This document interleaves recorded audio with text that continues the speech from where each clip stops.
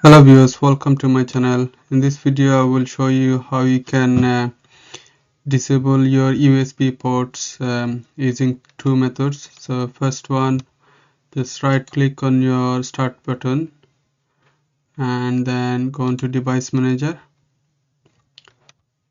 Now scroll down and click on universal serial bus controller, and then all the USB ports are here. So you can just right click on it and then click on uninstall device, and after you've done that you can restart your computer and the USB ports will be disabled.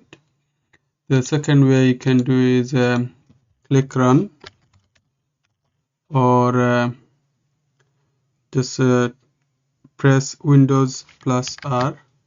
This will bring the run page. Now type in gpedit.msc and then click OK. Now this window will pop up. Now go on to administrative templates, then go on to systems, then go on to removable storage access. Just click once.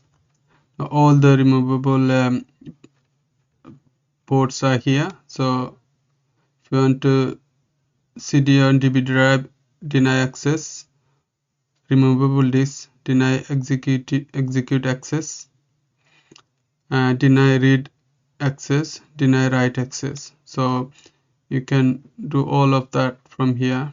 Removable storage classes, deny all accesses. So if you wanna completely disable it, just right click on it and click on edits and then click enable and then press apply.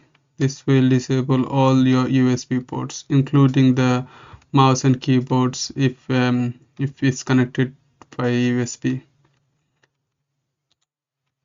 I hope you find this video helpful. Please subscribe to my channel and hit the like button. Thank you.